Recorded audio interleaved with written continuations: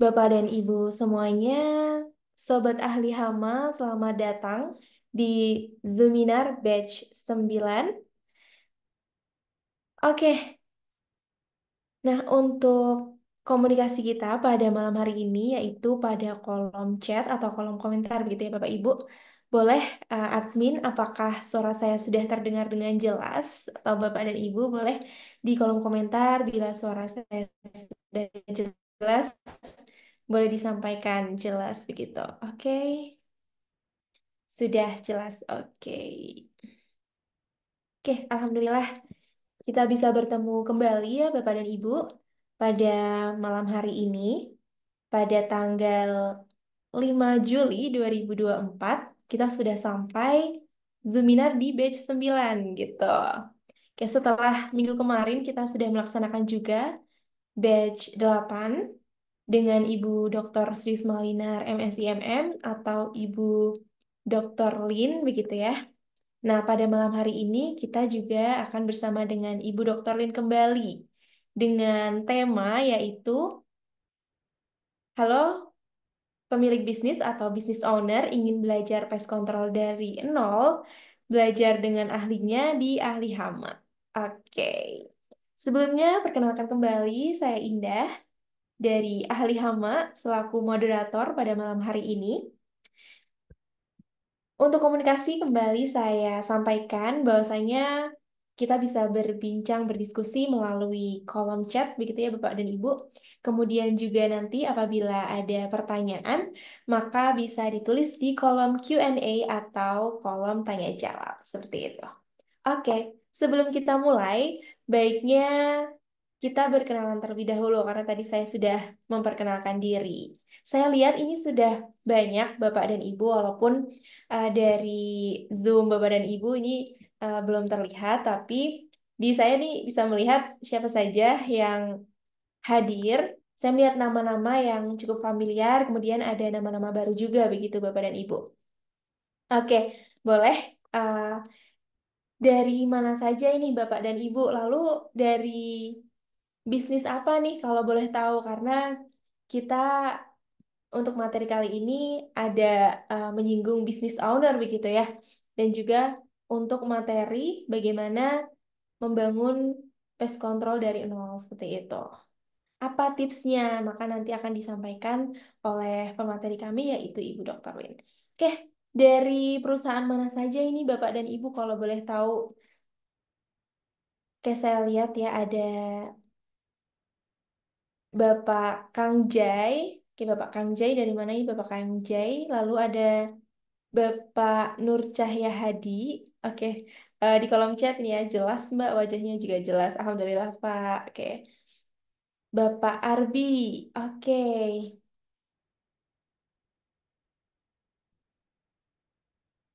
oke. Saya melihat di kolom chat ini ada Bapak Ahmad dari GMS Pest Control Service Lampung. Oke, dari luar Jawa ini ya Pak. Salam kenal Bapak Ahmad. Boleh Bapak dan Ibu kita berkenalan terlebih dahulu karena tak kenal maka tak sayang gitu ya. Oke, Bapak Arifin Subang ya. Dari Subang. Oke. Bapak Muhammad Rizky dari Malang. Selamat malam Bapak Rizky. Oh ya, Bapak Kang Jai tadi ya dari bisnisnya ini ada sayuran hidroponik di Palembang. Oke, lah biasa karena kita memang untuk pesertanya dari berbagai macam wilayah di Indonesia begitu ya. Ada yang dari Sumatera. Saya lihat tadi ada juga yang dari Kalimantan gitu ya. Kalimantan, Makassar, Sulawesi. Ada juga yang dari Jember. Bapak Boy Suyadi dari Sukoharjo, Jawa Tengah. Ayah Bapak Agus ya dari Kalimantan. Oke, untuk chat bisa ke semua orang saja, Pak. Oke. Bapak Firmansyah atau Bapak Asep ya dari Jatinangor. Oh, ini dekat Pak ya dari Bandung. Oke,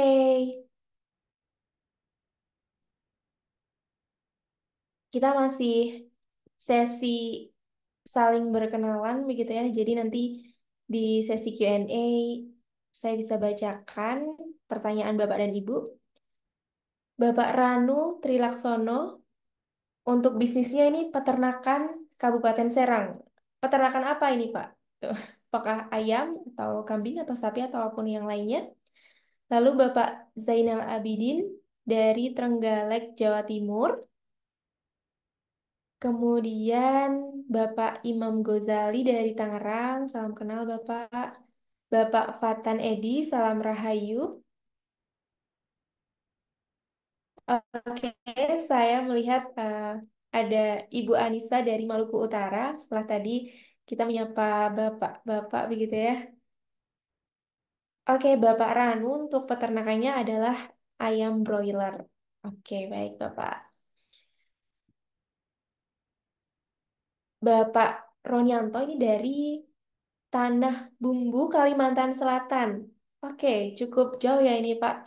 Oke, luar biasa karena untuk free seminar ini dilaksanakan online, jadi tidak menjadi suatu kendala begitu ya Pak untuk jarak gitu. Kita dari Bandung, kemudian pesertanya dari seluruh Indonesia karena memang untuk ahli hama ini kita ingin membantu seluruh business owner maupun operator pest control untuk bisa lebih memahami bagaimana cara pengendalian hama yang tepat. Oke. Ini masih ada yang berkenalan, saya bacakan terlebih dahulu. Bapak Fajar dari Ciseeng, Bogor. Bapak Gusti Ari dari Jambi atau bakery. Oke, usahanya bakery mungkin ya. Lalu Ibu Iva dari Demak, Jawa Tengah. Salam kenal Ibu Iva. Oke.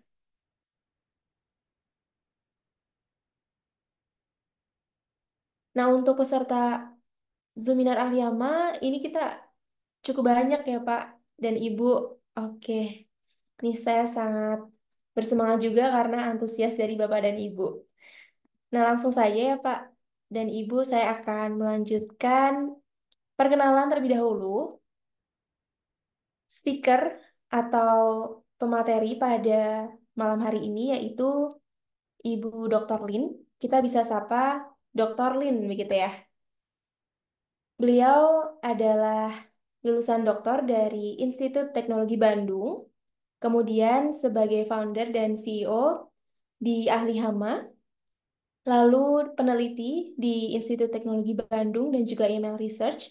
Beliau adalah trainer dan juga konsultan di beberapa perusahaan yang ada di Indonesia maupun luar negeri, kemudian sebagai pest expert di Ahli Hama, pest expert di Pestdoc AI, dan sebagai dosen di beberapa universitas. Nah, beliau ini sudah berpengalaman puluhan tahun begitu untuk menjadi trainer dalam bidang pest control, bekerja sama dengan banyak perusahaan untuk sebagai konsultan begitu, untuk bisa memberikan konsultasi, pengarahan bagaimana cara pengendalian hama yang tepat gitu.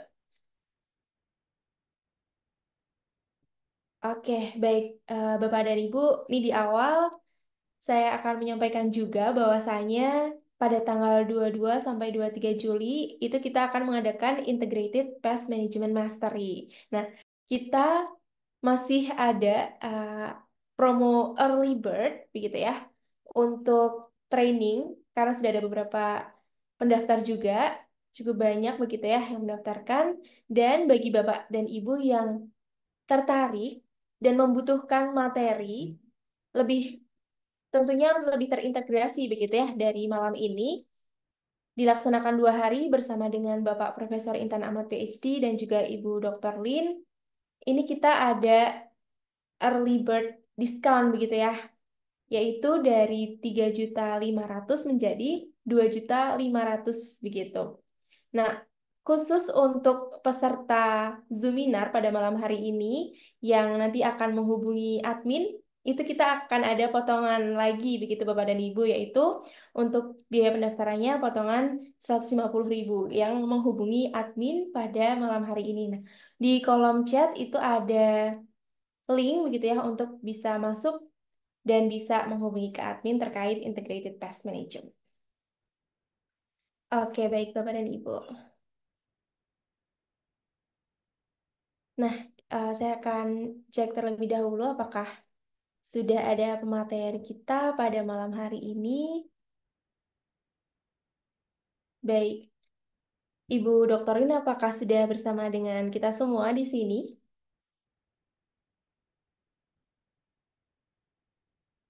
Oke, selamat malam Bapak Ibu semuanya dan selamat malam Mbak Indah. Oke, selamat malam Ibu. Ya, apakah suara saya sudah terdengar dengan jelas? Sudah Ibu, sudah terdengar dengan Oke, jelas. Ya, ya, oke baik Ibu. Karena kita sudah banyak begitu ya peserta dari seluruh Indonesia, ada ini Bu dari Pulau Sumatera, lalu Sulawesi, Kalimantan, Jawa tentunya itu sudah hadir gitu ya. Kita ada hampir ratusan begitu ya Ibu untuk pesertanya yang antusias. Tentunya Alhamdulillah. ada alumni alumni begitu ya Ibu yang kemarin di minggu kemarin sudah ikut. Karena sekarang materinya topiknya berbeda, tentu nanti ilmu yang akan disampaikan juga berbeda. Nanti ilmu yang akan Bapak Ibu dapatkan juga akan ada yang baru begitu.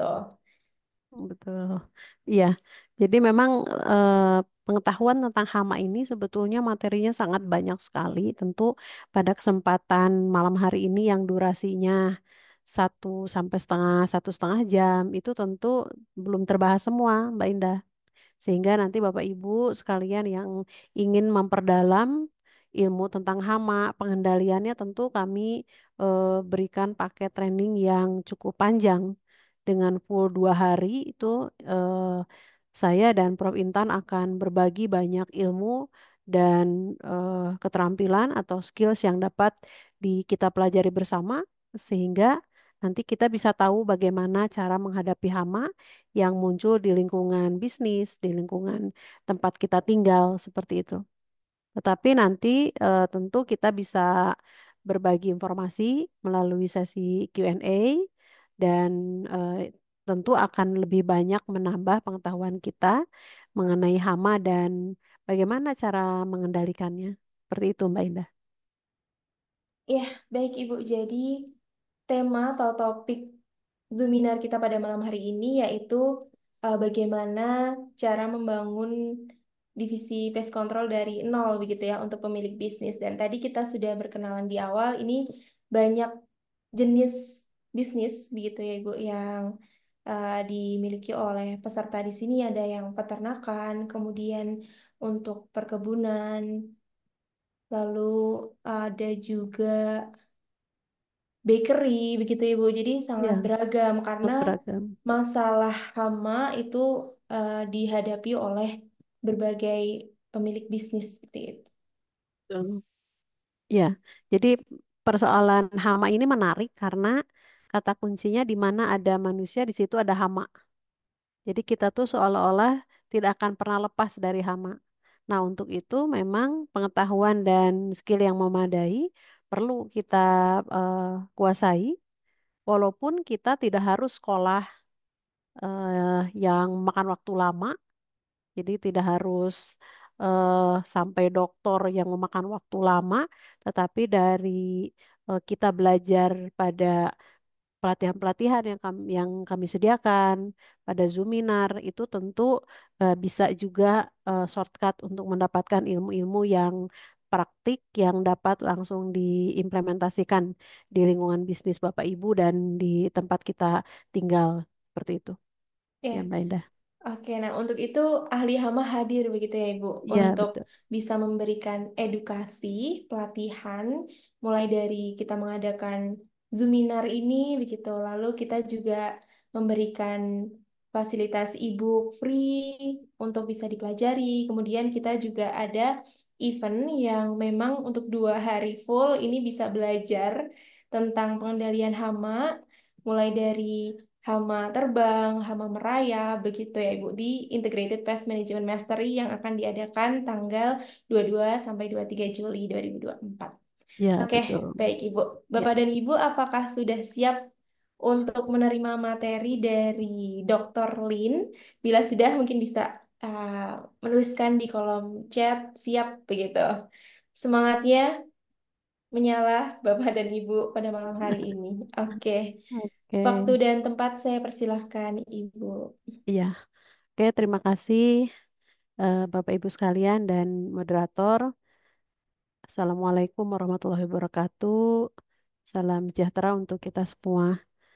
Bapak Ibu, ini adalah program rutin kami. Secara mingguan kami ingin berbagi informasi mengenai hama dan bagaimana cara pengendaliannya, terutama pada para pemilik bisnis, di mana bisnis itu tentu dipelihara dengan sebaik-baiknya dan tentu diharapkan akan memberikan profit dan yang besar dan juga bisa memberikan juga lapangan kerja yang besar. Tentu dalam pengelolaannya selain fokus kepada produk dan jasa yang diberikan, tetapi juga ada faktor-faktor lain yang memang tidak lepas harus kita perhatikan. Nah, salah satunya adalah tentang hama.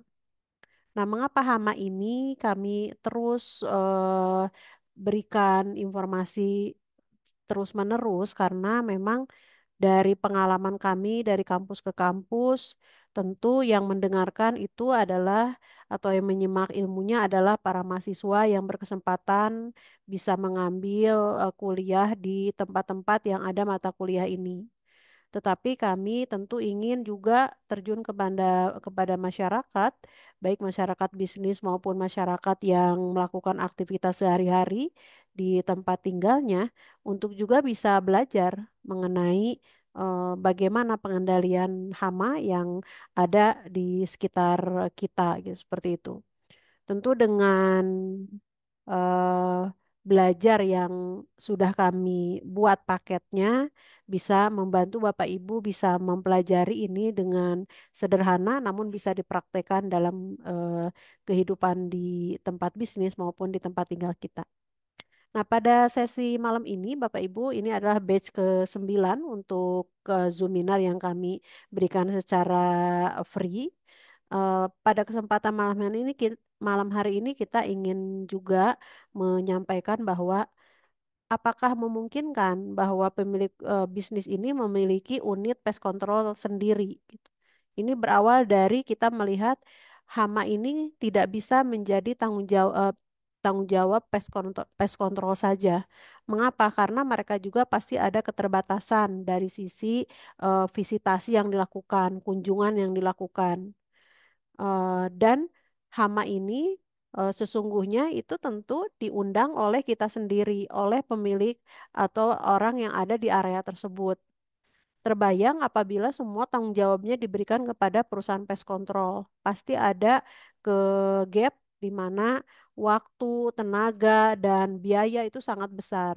Oleh karena itu, kami melihat bahwa unit pest control di dalam perusahaan atau pemilik bisnis ini perlu dibentuk supaya kita bisa membantu bersama-sama bagaimana mengendalikan hama. Sehingga perusahaan pest control yang memang bisnisnya adalah mengendalikan hama terbantu dengan unit pest control yang sudah ada internal yang mereka akan lebih banyak membantu dari sisi pencegahan gitu ya, sanitasi seperti itu. Nah, jadi kami melihat ini perlu juga para pemilik bisnis memberikan bekal pelatihan kepada para karyawannya untuk dibuat unit tersendiri. Seperti itu Bapak Ibu untuk topik latar belakang dari topik kita malam hari ini pada free Zoominar ini. Kita kembali lagi melihat apa sih sebetulnya kenapa kita mesti aware, mesti care tentang keberadaan hama, karena kita melihat dari dampak. Jadi kalau dari ilustrasi sebelah kiri kita bisa melihat kalau hama itu ada di suatu tempat dan kelihatan, apalagi jumlahnya banyak, orang tidak akan pernah menerima keberadaan hama ini. Bisa ada di lingkungan sekitar dia gitu ya. Nah, terlebih apabila ini terjadi di lingkungan bisnis. di mana lingkungan bisnis itu ada yang menawarkan produk, ada menawarkan jasa. Nah, hama-hama ini tentu adalah hama-hama yang dapat memberikan kontaminasi terhadap produk dan juga bisa memberikan kesan yang tidak baik dan mengganggu reputasi dari bisnis. Jadi sebelah kiri kita bisa melihat kalau ada hama, orang sudah antipati, bahkan orang udah tidak nyaman berada di lingkungan tersebut. Nah, sebaliknya pada ilustrasi gambar kedua, tentu Bapak Ibu bisa melihat kami kita bisa membayangkan orang happy, orang bahagia berada di lingkungan yang tidak ada hama gitu ya. Dan orang bisa nyaman berjam-jam atau sekian lama menghabiskan waktunya untuk berada di tempat yang lebih terbebas dari hama. Nah, dari kondisi ini tentu kita ingin khususnya pemilik bisnis itu ingin memberikan yang terbaik kepada pelayanan terbaik kepada customernya tentu. Nah, oleh karena itu, hama ini menjadi bagian yang penting yang perlu diperhatikan oleh manajemen gedung, oleh pemilik bisnis yang bergerak di hospitality, baik itu yang ada indoor atau outdoor, itu perlu juga diperhatikan. Nah, selanjutnya kita selalu membahas tentang definisi dari apa sih hama permukiman itu gitu Bapak Ibu ya. Jadi hama permukiman sesuai dengan namanya, hama itu adalah hewan pengganggu. Yang mengganggu siapa? Mengganggu manusia kehadirannya. Jadi definisinya manusia yang membuat. Jadi kalau kapan hewan itu disebut hama? Kata kuncinya bila sudah mengganggu. Misalnya kucing yang ada di rumah yang dipelihara dengan baik mungkin tidak disebut hama. Tapi kalau kucing itu jumlahnya banyak, terus badannya kotor, ada di lingkungan hotel atau rumah sakit itu walaupun kucing binatang yang paling disayang ya, tetapi akan jadi hama. Itu harus dikendalikan. Nah, jadi definisi hama itu dari sudut pandang manusia. Kehadirannya tidak diinginkan. Nah, kenapa sampai tidak diinginkan? Karena manusia tahu bahwa hama ini ada memberikan dampak tiga hal. Dampak ekonomi, kalau di lingkungan bisnis Bapak Ibu tentu mengetahui. Misalnya di sini di eh, rumah sakit tentu kalau ada hama dampak ekonomi turun. Orang nggak mau menyimpan atau pasien-pasien yang sakit tidak mau ke rumah sakit tersebut karena takut ke sana malah tambah sakit gitu ya. Lalu ke di transportasi, kalau misalnya kita menggunakan kendaraan yang banyak kecoaknya, orang nggak mau sehingga turunlah pendapatannya. Jadi kalau ke bisnis itu cepat orang beralih kalau misalnya mereka tahu di situ banyak hama di bis, di kapal laut, di mobil, bahkan di pesawat pun Bapak Ibu hama kecoa itu ada, bisa ada kalau pengendaliannya tidak dilakukan dengan baik. Jadi tidak menjamin yang bagus seperti hotel bintang 5 terbebas dari hama, tidak. Kami telah melakukan konsultasi dari banyak usaha, para pemilik usaha itu hamanya walaupun nampak di depannya bagus, belum tentu di belakangnya. Karena hama itu tidak terlihat. Artinya mereka bersembunyi gitu Bapak Ibu. Jadi dari sisi ekonomi pasti akan menyebabkan penurunan. Lalu dari sisi kesehatan. Nah, seperti Bapak Ibu tahu, nyamuk Aedes aegypti itu adalah vektor dari virus DB, virus denggi. Lalu ada nyamuk kuleks, itu dia vektor penyakit kaki gajah, gitu ya. Nah, jadi mereka tahu, kita tahu gitu bahwa, aduh ini kalau dibiarkan hamanya, kita bisa sakit. Nah, jadi kami pernah melakukan konsultasi di bisnis oil and gas, itu kita memberikan edukasi, memberikan training bagaimana para pekerja ini nggak boleh sakit karena di keberadaan hama. Karena kalau mereka misalnya kena DB atau kena penyakit yang dihantarkan oleh tikus, maka dia akan sakit ya Bapak Ibu. Nah, sakit, kalau sakit produksi turun. Jadi kesehatan terganggu, ekonomi terganggu. Demikian juga kenyamanan. Kalau kita ke tempat yang banyak semut, banyak tikus kan orang udah nggak nyaman. Bahkan kita ke tempat hotel pun pasti kita akan lihat ini nyaman nggak nih gitu ya. Nah, jadi memang kita melihat kenapa hama tidak diinginkan kehadirannya karena memang manusia tahu apa dampaknya kalau hama ini tidak dikendalikan. Nah, bahkan di bidang peternakan, jadi Bapak Ibu tadi ada pemilik bisnis di bidang peternakan, ini kita dampaknya langsung kepada produksi dari ternak itu sendiri, produktivitasnya. Misalnya peternakan ayam broiler. Nanti kalau hamanya seperti lalat, seperti kutu Franky, tidak dikendalikan dengan baik, produktivitas dagingnya jadi turun. Karena si ayamnya stres. Dia bergerak terus, bergerak nanti produksi daging turun.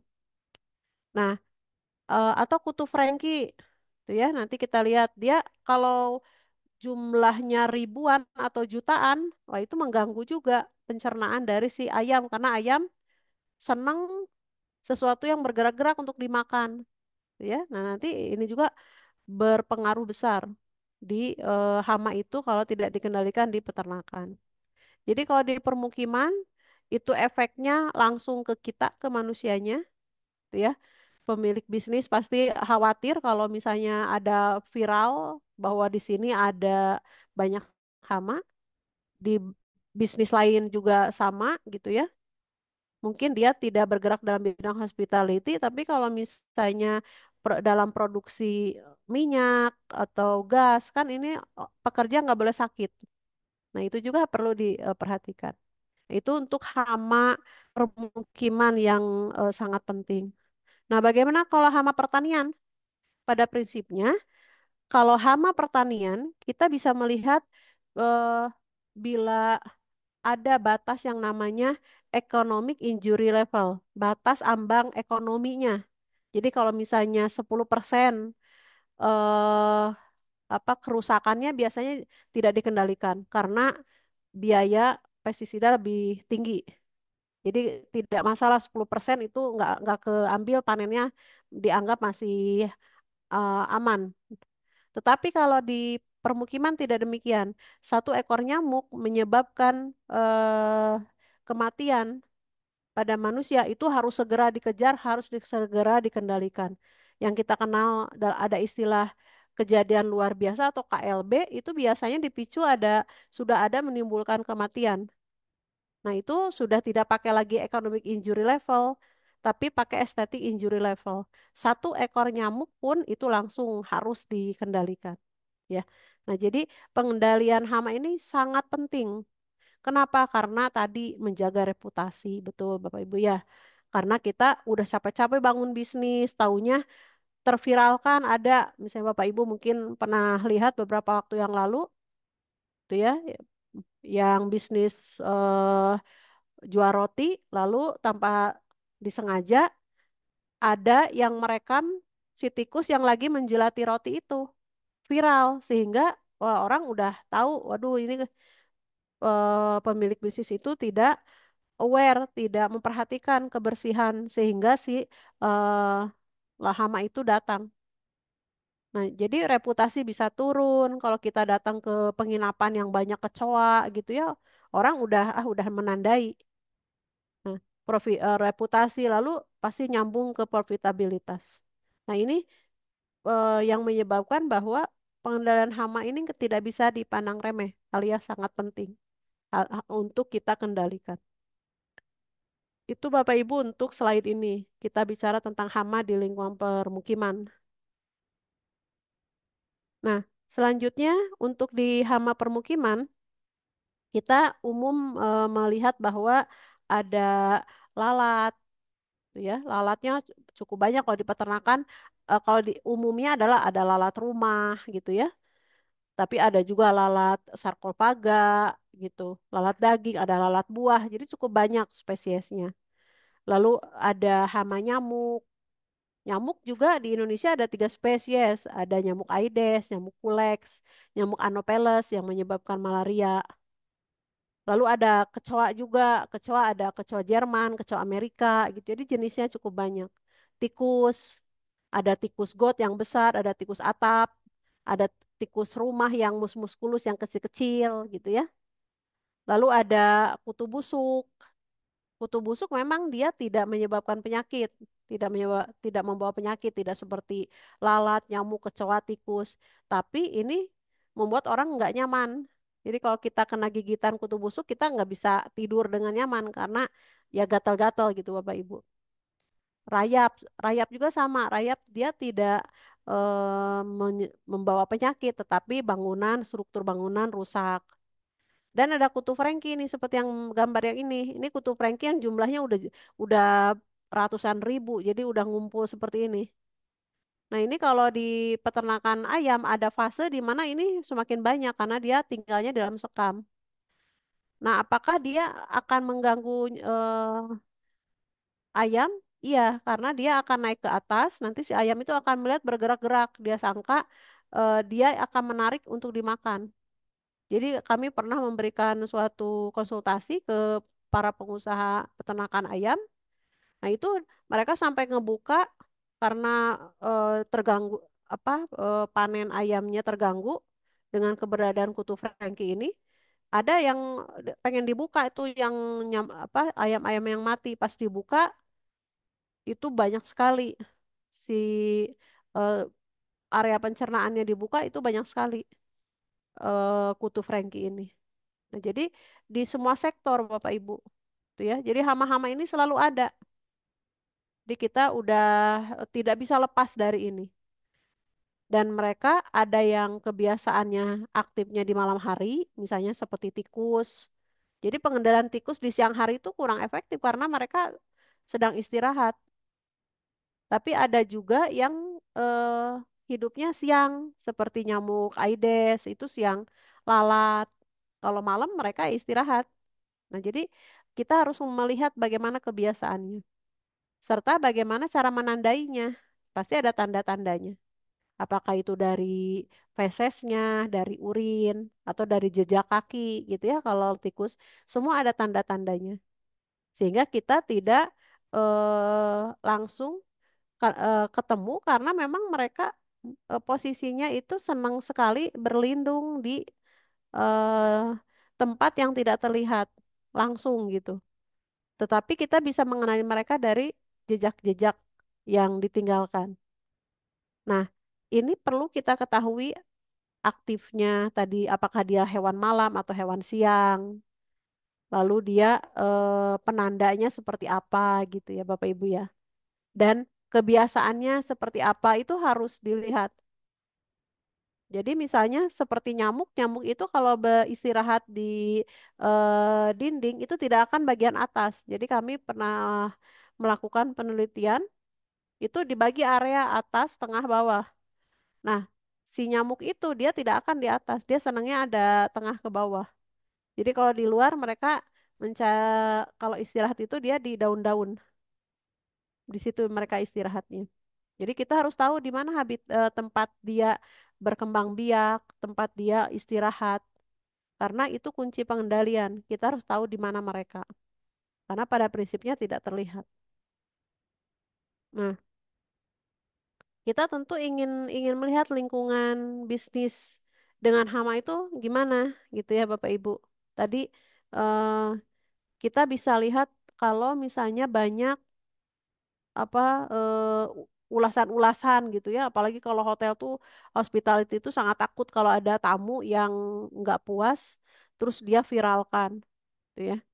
Atau di makanan misalnya di dapur sudah banyak hama, nanti tanpa sengaja hama itu masuk ada di makanan yang diolah. Nah, itu fatal akibatnya. Jadi kita melihat ini bisa merusak reputasi. Nah, tentu yang diharapkan adalah bagaimana lingkungan bisnisnya itu bebas hama. Nah, itu kan tentu kita ingin dapat customersnya jadi happy, bahkan dia bisa rekomendasikan ke yang lain. dilihat reviewnya juga positif. Ini tentu yang diinginkan oleh para pemilik bisnis.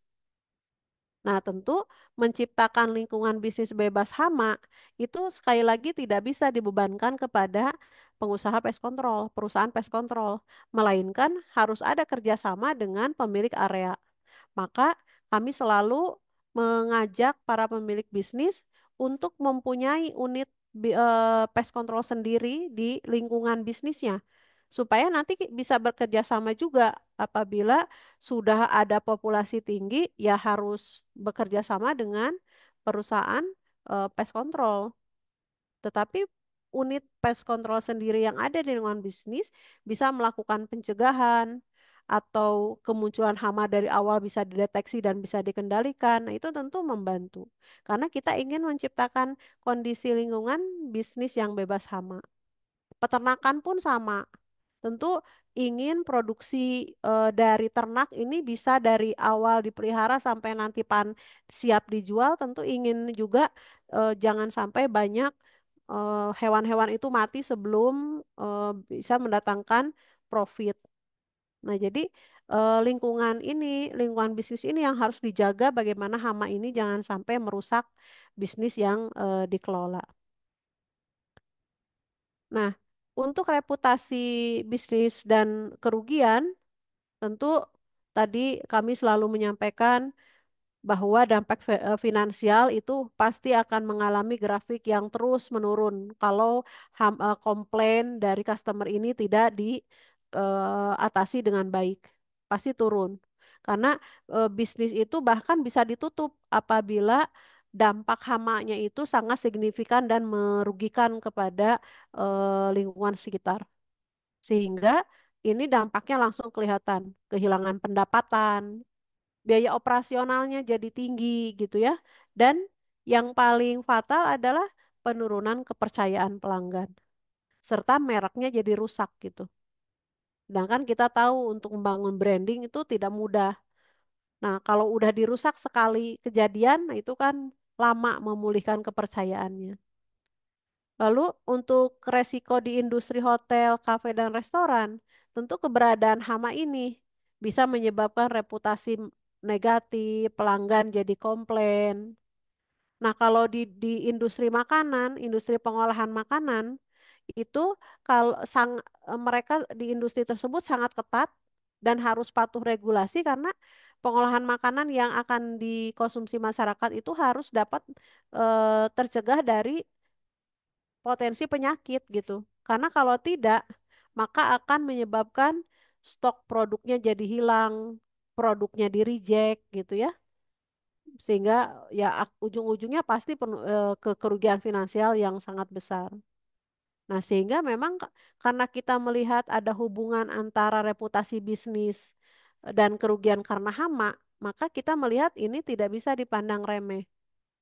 Pemilik bisnis tentu harus bisa melihat apa saja dari faktor hama ini yang dapat menurunkan profitabilitas dan kepercayaan dari customer. Sehingga kita harus proaktif. Jadi tidak reaktif hama datang baru kita mengendalikan. Tetapi kalau proaktif sebelum hama ini menjadi bertambah banyak, lakukan dulu pencegahan-pencegahan. Dan ini tentu perlu dibekali dengan pengetahuan dan skill yang memadai. Jadi kita tidak kalau pengetahuan tidak memadai, kita kadang termakan sama hoax misalnya. Misalnya dalam pengendalian tikus cari insek termit apa rodentisida yang langsung tikusnya mati gitu, pengen cari yang racun tikus yang langsung mati si tikusnya. Nah, itu kan kalau pengetahuannya tidak cukup, itu justru yang mati cuma tikus itu doang. Sedangkan tikus itu banyak juga di sarang. Nah, kita ingin matinya satu atau matinya banyak. Nah, itu kan perlu pengetahuan, Bapak Ibu. Nah, oleh karena itu, dengan pengendalian hama yang terencana, memang memerlukan terus mau mengisi pengetahuan dan skill yang memadai. Nah, kami di Ahli Hama telah menyiapkan e-book yang gratis, silahkan di-download oleh Bapak Ibu. Lalu untuk artikel-artikel yang populer kami juga sudah menyiapkan. Dan kami siapkan juga untuk paket training karena di situ Bapak Ibu bisa berkonsultasi dengan kami yang memang sudah belasan dan puluhan tahun mengelola para pemilik bisnis untuk bisa diberikan konsultasi mengenai pengendalian hama ini. Nah, kita lihat kenapa bisa hama itu datang, seperti lalat, tikus, kecoa gitu ya, kutu Franky. Kenapa bisa datang? Karena sekali lagi kita sendiri yang mengundang. Apa aja yang kita siapkan sehingga mereka datang? Yang pertama, kita tidak pernah lepas dari makanan. Jadi kita itu kan pasti makan tiap waktu. Lalu air, itu kita juga nggak akan pernah bisa hidup tanpa air. Jadi selalu ada. Lalu yang kedua shelter. Shelter itu tempat perlindungan, tempat persembunyian. Kalau kita nyimpen barang, itu kan selalu ada ya. Lalu mebler yang kadang ada celahan atau cekungan itu disukai oleh hama. Nah, di tiga hal ini memang mengundang hama itu datang. Semodern apapun bangunan atau area, selama ada manusia dan manusia menyiapkan ini, hama itu datang. Sehingga pengendalian hama itu memang harus kita lihat apa aja yang bisa dicegah. Nah, menghilangkan salah satu elemen itu bisa menghindarkan hama. Nah, artinya kan PR besar gimana supaya air tidak ada yang tergenang karena nyamuk itu pasti senang di standing water. Lalu makanan remeh-remeh bagi kecoa itu senang, itu melimpah bagi mereka. Kalau kita kan menganggapnya kecil gitu ya. Nah, jadi tiga hal ini yang kita harus pahami, oh kita sendiri yang menyiapkan ini sebenarnya, sehingga hama itu datang. Nah, kalau kita melihat dari Bapak Ibu yang memiliki bisnis di bidang hospitality seperti hotel, restoran, kafe gitu ya Bapak Ibu ya, bahwa sekarang kan era sudah sangat kompetitifnya yang sangat tinggi. Tentu pengendalian hama itu menjadi penting karena kita harus menyambut tamu di lingkungan yang bersih. Mereka juga ingin menginap di hotel atau di penginapan Bapak Ibu tanpa ada drama karena tiba-tiba ada kecoa terbang gitu ya, atau ada kutu busuk gitu. Nah, itu kan kita harus menjaga lingkungan tersebut termasuk juga makanan Bapak Ibu ya karena kadang kita aduh melihat ada kaki kecoa gitu ya yang ada di makanan. Nah, karena kalau kita abaikan berarti kita sudah mengorbankan reputasi bisnis ya. Bahkan ya tadi bisa ujung-ujungnya ke penutupan usaha kalau hamanya itu sudah sangat tinggi dan tidak dikendalikan dengan baik. Dan celakanya, zaman media sosial sekarang yang sangat masif, itu gampang sekali ulasan negatif itu yang mengalaminya satu orang, yang mengetahuinya bisa jutaan orang dengan banyaknya media yang menyebarkan dalam waktu sekejap, ya, seperti itu. Nah, jadi untuk Bapak Ibu yang pemilik bisnis di bidang Horefa, perhotelan, restoran, dan kafe ini tentu perlu melihat bagaimana unit pest control di lingkungan Bapak bisnis Bapak Ibu perlu dibentuk gitu karena hama itu memang ada di tempat itu gitu Bapak Ibu. Nah, bagaimana tip praktisnya gitu ya Bapak Ibu untuk pengendalian hama. Jadi sekali lagi pengendalian hama itu tidak bisa selesai dengan semprot gitu, "Oh, udah aman gitu, nanti nggak ada lagi." Nah, itu juga tidak sesederhana itu gitu. Tetapi prinsipnya pencegahan lebih baik dibandingkan pengendalian. Nah, tetapi kalau jumlahnya sudah banyak ya berarti harus dikendalikan. Nah, kalau pencegahan tentu Bapak Ibu sanitasi, perbaikan struktur, jadi tidak ada yang bolong-bolong atau yang ada yang lubang dibiarkan. Karena di sini nyamuk hama bisa keluar masuk dengan baik kalau si akses masuk keluarnya itu kita sediakan. Sanitasi, jadi para cleaning service kalau diberikan pengetahuan tentang hama tentu melakukan tugas sanitasinya pasti dengan sangat baik karena kalau masih tidak sempurna atau tidak lengkap sanitasinya, ya hama datang lagi. Jadi saat kami melakukan konsultasi di beberapa bisnis di suatu area, sampah itu terutama kami lihat bagaimana pola pengangkutan, pembersihan, karena di situ biasanya hama itu salah satu sumbernya dari sana. Nah, setelah di pencegahan tentu ada monitoring. Jadi nggak simsalabim, langsung hamanya apa bisa diberantas semuanya. Tentu kita harus melakukan inspeksi atau pemeriksaan rutin. Kadang harus kita simpan perangkap gitu ya. Jadi tidak hanya tentang pengendalian kimia, bisa saja dengan non kimia itu bisa kita lakukan. Dengan kimia pun kita mesti melihat pestisidanya, eh, mode aksinya apa, dosisnya seperti apa, dan itu harus tepat. Karena kalau dosis tinggi itu bisa menyebabkan resistensi atau kekebalan, kalau dosis rendah menjadi tidak efektif. Nah, dan yang paling penting adalah pemahaman dan pelatihan. Karena edukasi dengan tingkat pemahaman hama yang benar, maka Bapak Ibu bisa mengetahui cara pengendaliannya. Maka pelatihan dan sumber informasinya harus terpercaya. Selain itu, kolaborasi tadi. Jadi unit pest control yang ada di tempat Bapak Ibu yang internal bisa berkolaborasi dengan perusahaan pest control untuk nanti dapat sama-sama mengendalikan hama di lingkungan bisnis Bapak Ibu.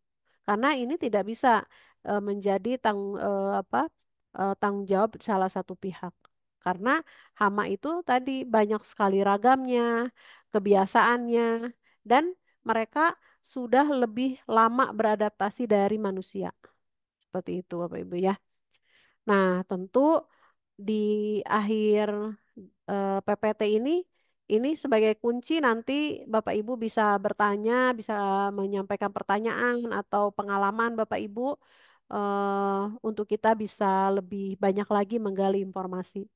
Jadi di catatan akhir ini tentu yang harus kita lihat tindakan cepat dan efektif. Kenapa? Karena kalau kita membiarkan hama itu tidak dikendalikan, maka dia akan semakin banyak dan lebih susah lagi pengendaliannya. Dan dengan cepat dan efektif tentu bisnis Bapak Ibu bisa terlindungi dengan baik. Atau Bapak Ibu yang punya bisnis sekolah, pendidikan, tentu di situ ada gedung-gedung sekolah, gedung-gedung kampus, di mana lingkungan yang bebas hama itu bisa melindungi para mahasiswa atau para murid-murid untuk nyaman belajar di sana. Jadi memang harus cepat dan efektif tuh karena kita melindungi bisnis dan orang yang ada di lingkungan tersebut. Lalu yang kedua tadi disampaikan adalah pencegahan adalah kunci. Jadi pencegahan lebih mudah daripada pengendalian. Jadi lakukan dulu pencegahan untuk mengurangi resiko. Lalu pengendalian hama sebagai bagian dari bisnis, artinya pengendalian hama itu ada yang bagian yang memang dikhususkan di lingkungan bisnis kita yang memang dia eh, tim tersebut diberi tugas mengendalikan hama secara kontinu gitu ya, tentu dengan pengetahuan dan skill yang memadai. Lalu pelatihan gitu ya, pelatihan karena kita tidak bisa baca langsung semuanya di internet ada. Nah, itu tidak semuanya itu bisa divalidasi kebenarannya. Maka pelatihan staf atau Bapak Ibu pemilik bisnis ingin tahu bagaimana hama itu dan pengendaliannya di tempat yang terpercaya, tentu ahli hama bisa menyiapkan hal tersebut. Dan eh, bila kondisi di lingkungan bisnis Bapak Ibu hamanya sudah sangat tinggi, tentu harus juga bekerja sama berkolaborasi dengan perusahaan pengendalian hama yang lebih profesional. Tapi sekali lagi hama itu harus kita hadapi bersama-sama. Seperti itu Bapak Ibu. Baik Bapak Ibu, bila ada yang akan bertanya, silakan bisa menuliskan di eh, Q&A box. Nanti kita akan bahas bersama. Tentu ini materi masih sebagian kecil saja Bapak Ibu karena tentang hama ini banyak sekali yang dibahas yang tidak mungkin selesai di 1-2 jam. Tetapi paling tidak pada Zoominar setiap hari Jumat kita bisa berbagi informasi tentang bagaimana kebiasaan dari hama, apa itu pentingnya mengendalikan hama dan caranya seperti apa. Lebih lengkap tentu di training kita yang sudah dibuat dalam 2 hari full, ya seperti itu. Nanti akan dijelaskan sama Mbak Indah teknisnya. Oke, Mbak Indah, silakan. Kita akan masuk ke sesi berikutnya. Dipersilahkan, saya kembalikan lagi ke moderator. Oke, baik. Terima kasih sebelumnya untuk Dr. Lin yang telah menyampaikan materi Ya, terkait bagaimana cara membangun divisi pest control dari nol gitu ya. ya Oke, tadi betul. sudah disampaikan materinya, Ibu, dan kita memasuki sesi berikutnya. Bagi Bapak dan Ibu yang memiliki pertanyaan, dipersilahkan ada kolom Q&A box gitu ya, atau kolom tanya jawab, itu bisa dituliskan di sana. Atau ini ada juga yang menuliskan di kolom komentar. Oke, saya persilahkan terlebih dahulu untuk Bapak dan Ibu. Baik, sebelumnya Dr. Lin, tadi disampaikan bahwasanya kita akan mengadakan begitu ya untuk pelatihan selama 2 hari. Nah, untuk benefit sendiri tentu sangat banyak begitu ya Ibu terkait knowledge dan juga peningkatan skill. Kemudian kalau boleh disampaikan juga Ibu, oke, untuk ya untuk materi yang akan dibahas di sana itu seputar apa saja begitu. Mungkin jadi sedikit bocoran pada malam hari ini. Ya, jadi untuk materi yang disampaikan pada training 2 hari full, itu tentu kita akan membahas tentang jenis-jenis dari hama itu, lalu dia perilakunya seperti apa, dan bagaimana dia dampak-dampak yang ditimbulkan dari hama tersebut hingga detail gitu ya. Dan bahkan penyakit apa sih yang dibawa oleh tikus itu sehingga biasanya orang harus segera mengendalikan. Lalu untuk metode pengendaliannya yang banyak sekali ragamnya, itu kita juga jelaskan teknik-tekniknya. Bagaimana melakukan fogging pun itu tidak asal kita menyampurkan insektisida lalu ditambah pelarutnya solar atau air lalu disemprotkan, tetapi ada juga teknik-tekniknya dan kapan yang tepatnya gitu. Itu di metode kita bahas semua. Dan tentu bagaimana mengenali pestisida itu sebagai bagian dari pengendalian hama. Karena kita kalau salah dalam aplikasi pestisida sudah kita beli mahal tapi tidak efektif gitu ya. Nah, itu pasti kita membuang energi juga atau dan biaya tentunya. Nah, itu dibahas juga bagaimana safety, keselamatan menggunakan pestisida itu dijelaskan juga. Jadi pokoknya lengkap Mbak Indah.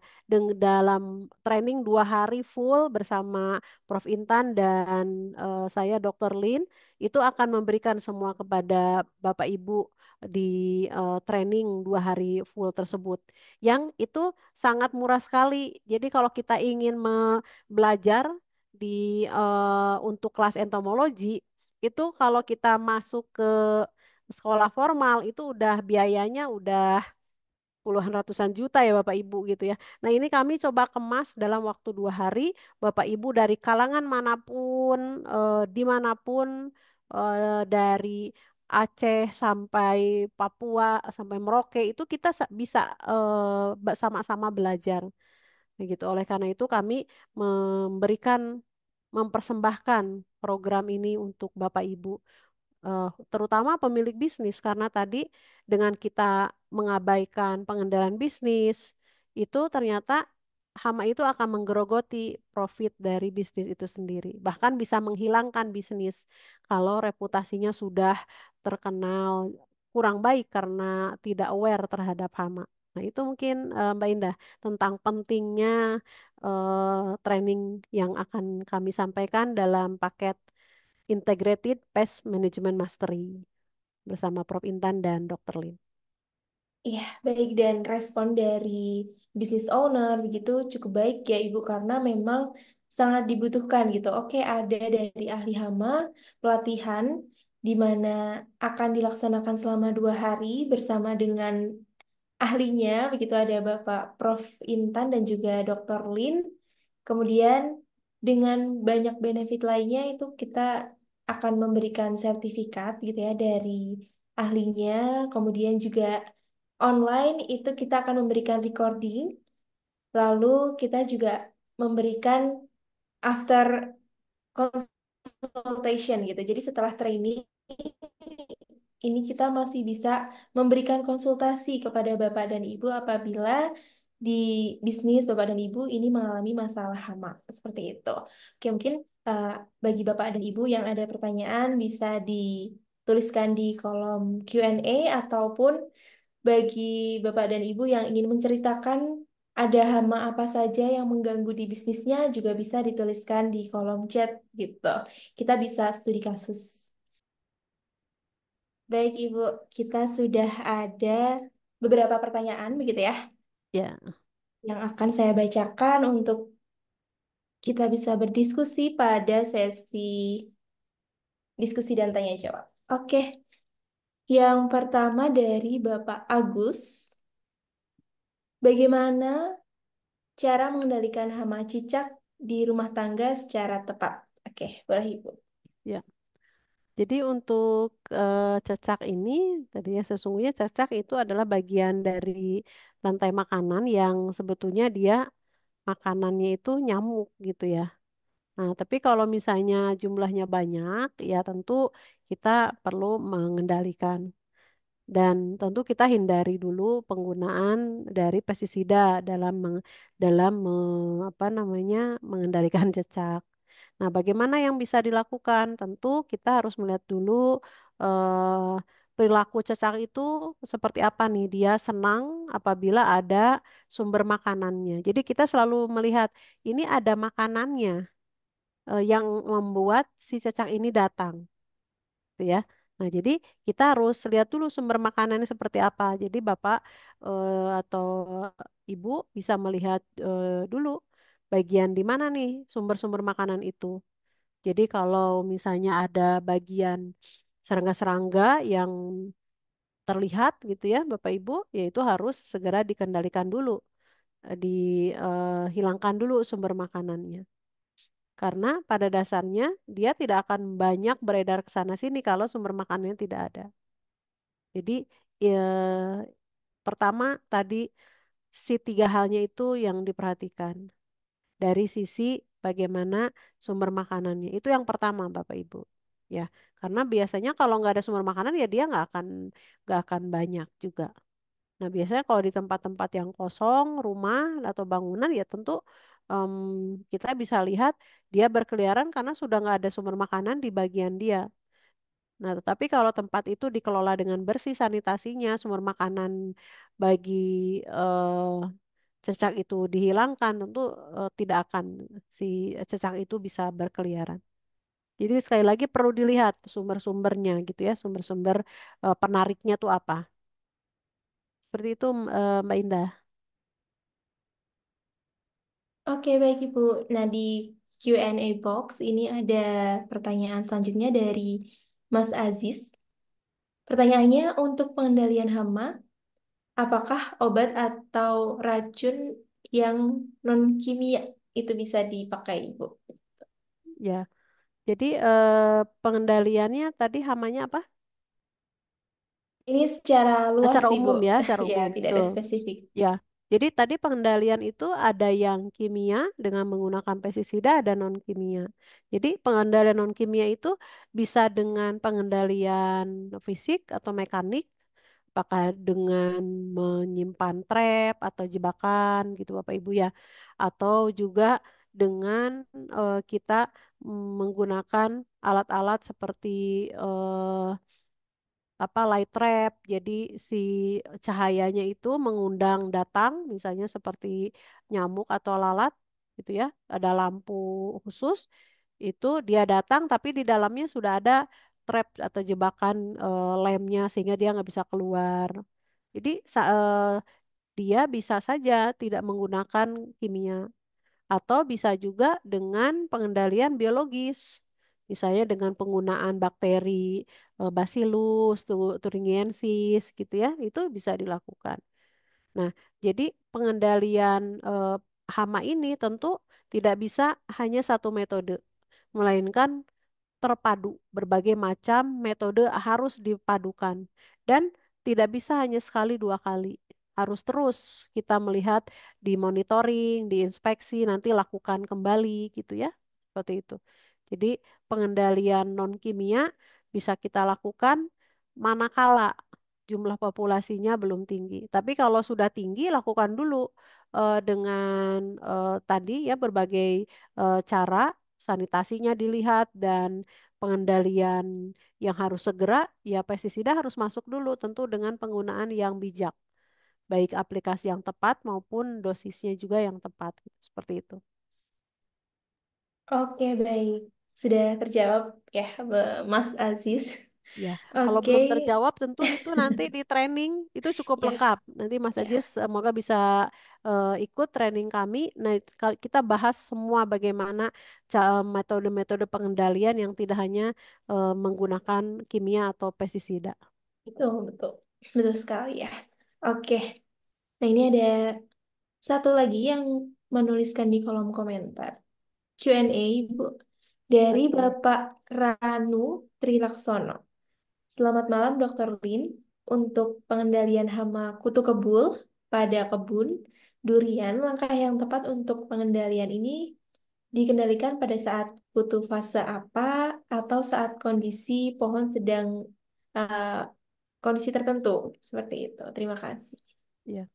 Jadi kalau pengendalian hama di pertanian tentu kita melihat dari jenis atau perilaku dulu dari hama tersebut. Karena kalau hama kutu yang ada di pertanian, apa itu kutu kebul, kita mesti melihat di mana fase aktifnya. Karena terkadang ada fase aktifnya itu pada fase larva, pada fase ulat lah kalau kita sebut ya. Nah, itu biasanya dia yang daya rusaknya tinggi karena memang sedang aktif untuk mencari makanan. Nah, maka kita akan lihat dulu di fase mana nih kita pelajari siklusnya dulu, siklus hidupnya dulu dari si kutu kebul itu. Nah, di mana fase aktifnya? Karena di beberapa kutu-kutu yang menyerang di pertanian itu biasanya fase-fase yang larva itu panjang masa hidupnya sehingga daya rusaknya cukup lama dan dia menyerang sisi mana dari si tumbuhan tersebut, tanaman tersebut. Nah, sehingga kita tentu ada pola pengendalian sebelum dia tanaman itu bertumbuh, tumbuh dengan baik di awal, di tengah dan di akhir. Jadi kita selalu pengendalian itu tidak bisa sekali sekali eh, treatment kalau di pertanian seperti itu karena si hama itu tentu akan terus dia berkembang biak dan fasenya itu saling berganti ya. Nah, tentu kita harus melihat jenis pestisidanya seperti apa cara kerjanya dan dilakukannya pada apa lingkungan sedang panas atau hujan itu pasti harus dilihat mana yang terlindungi oleh matahari, mana yang tidak. Jadi cara aplikasi, waktu aplikasi serta penggunaan chemical atau pestisidanya tentu harus dilihat. Dan itu custom. Jadi tidak bisa kita samaratakan misalnya di awal tanam langsung penyemprotan, misalnya gitu seperti itu ya. Atau pas ada hama langsung baru bergerak. Nah, itu terlambat. Karena kita tidak tahu seberapa banyak fase itu sudah nyampe ke tahapan yang daya rusaknya tinggi, misalnya seperti itu. Yaitu kalau di hama pertanian. Demikian, Mbak Indah. Oke, nah ini yang menuliskan pertanyaan di kolom chat. Ini juga ada Ibu gitu ya. Mungkin yang selanjutnya, apabila ada pertanyaan kembali, boleh dituliskan di kolom yang Q&A ya, Bapak dan Ibu, supaya tidak tenggelam chatnya, karena ada informasi terkait Ibu dari admin dan lain sebagainya. Oke, saya coba lihat kembali begitu Ibu. Tadi ada pertanyaan. Oke, dari Bapak Singgih. Pengendalian efektif untuk kecoa Jerman di dapur, bagaimana, Ibu? Iya, dokter gitu. iya. Oke. Terima kasih, Bapak. Jadi, pengendalian hama kecoa itu di area yang sensitif seperti di dapur yang di situ tentu ada bahan makanan atau sedang ada proses pengolahan makanan. Ini tentu harus memperhatikan kegiatan-kegiatan yang jangan sampai pengendalian hama itu mengkontaminasi makanan atau proses kegiatan pengolahan makanan. Maka tidak disarankan pada di dapur itu dengan metode penyemprotan untuk kecoa. Kenapa? Karena dikhawatirkan pestisida atau chemical yang digunakan itu bisa mengkontaminasi. Tapi kalau misalnya kecoa Jermannya tidak di area yang makanan, tentu kita bisa lakukan salah satu metode dengan penyemprotan. Nah, bagaimana yang aman? Nah, tentu di secara praktiknya ya Bapak Ibu, yang di dapur itu salah satunya untuk kecoa adalah dengan metode baiting atau pengumpanan. Jadi pengumpanan itu makanannya kecoa ditambah dengan insektisida yang dia kadarnya rendah. Nah, itu dia bisa membantu dari sisi meminimalisir terkontaminasinya makanan.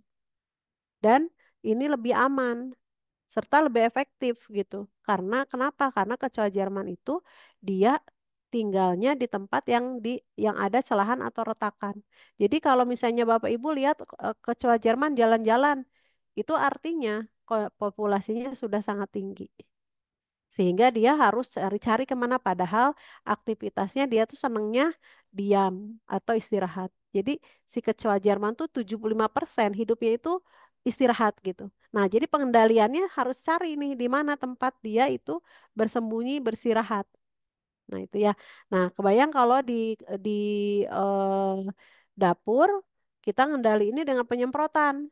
Sudah mah belum tentu ya si semprotan itu masuk ke area celahan dan retakan, tapi kontaminasi kepada makanan itu sangat mungkin terjadi. Nah, itu jadi kalau di area-area sensitif seperti dapur atau di rumah sakit itu di tempat perawatan yang sakit itu harus agak hati-hati. Metode-metode tertentu itu tidak dianjurkan. Karena bukannya hama itu berkurang malah menimbulkan masalah lainnya. Mungkin seperti itu. Nah, pengendalian hama di dapur tentu di materi training itu lengkap, Mbak Indah akan dibahas secara mendetail.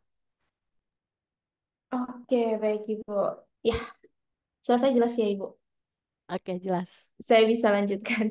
Ya, Oke, nah ini masih di kolom komentar. Saya lihat ada pertanyaan menarik dari Bapak Muhammad Adam, gitu, terkait hama tomcat, Ibu. Gitu. Nah, untuk hama tomcat sendiri, bagaimana untuk cara pengendaliannya? Ini tadi kasus juga, ini ada case gitu ya, karena banyak sekali di area hotel di Jawa Tengah dan juga DIY, Daerah Istimewa Yogyakarta, banyak tomcat begitu. Padahal sedang musim liburan dan hotel sedang high occupancy. iya, betul. Gitu. Nah, jadi kalau misalnya tempat bisnis Bapak Ibu, apakah itu hotel atau penginapan atau restoran outdoor yang view-nya vegetasinya banyak banyak ya, jadi jenis tumbuhannya dan ya pokoknya kita kan ingin membuat lingkungan tuh lebih natural gitu. Jadi banyak pohon, banyak apa, tapi resikonya ada. Nah, hama tomcat ini kita sering dengar beberapa dulu, apalagi beberapa waktu tahun yang lalu orang sampai heboh dengan tomcat ini. Jadi sebetulnya kita sekali lagi kuncinya kenapa dia datang. Nah, berarti kita lihat ada nggak sumber makanannya, ya. Nah, kalau misalnya dia itu banyak masuk ke area kamar atau area-area aktivitas tamu untuk berinteraksi gitu ya. Nah, tentu harus kita lihat juga bagaimana kita melakukan proses pengendaliannya. Tentu kita melihat dari sisi populasinya. Kalau populasi tinggi, ya kita harus segera melakukan dulu penanganan secara kimiawi. Tetapi itu tidak selesai, kita lakukan lagi metode yang lain. Pembersihan pohon-pohon yang menempel ke bangunan itu harus dilihat, Bapak Ibu. Karena terkadang ada juga yang memang harus apa jumlahnya tinggi gitu ya. Kalau jumlahnya dikit ya nanti dia pergi lagi nggak ada makanannya. Tapi kalau jumlahnya tinggi dan itu mengganggu juga aktivitasnya, karena itu harus segera diatasi dengan pengendalian yang sebetulnya oleh pemilik bisnis hotel sudah di mengetahui para cleaning service atau unit yang memang menjaga kebersihan itu untuk mengendalikannya dengan baik gitu ya. Karena ini bisa bisa sangat mungkin dilakukan pengendaliannya secara mandiri atau bekerja sama dengan profesional, namun tetap dari segi pencegahan harus dilakukan gitu ya. Nah, karena tadi ke Tomcat kalau jumlahnya dikit ya udah nanti juga dia pergi sendiri bukan hama. Tapi kalau jumlahnya banyak, apalagi lingkungan bisnis yang banyak mengundang orang gitu ya seperti hotel tentu harus segera dilakukan pada saat populasinya tinggi. Jadi dicek-cek kembali Bapak Ibu pohon-pohon yang nempel apakah seperti ini gitu ya yang kebangunan itu harus dilihat. Karena selalu ada perantara, nggak mungkin dia tiba-tiba slok gitu ya, ada di lingkungan yang di sekelilingnya nggak ada vegetasi gitu. Seperti itu. Seperti itu Mbak Indah. Oke, baik Ibu. Nah, ini pertanyaan menarik juga. Bapak Arifin mungkin selaku pemilik bisnis peternakan begitu ya, Bu. Ini Oh iya, pertanyaannya, ya, bagaimana cara mengendalikan darkling beetle dalam kandang ayam yang masih ada ayamnya dan kapan waktu yang tepat untuk melakukannya? Ini termasuk studi kasus juga. ya. Jadi kami pernah Bapak memberikan pelatihan kepada para peternak di area Jawa Tengah dan Jawa Timur. Bahkan nanti bulan depan akan ke daerah Lampung.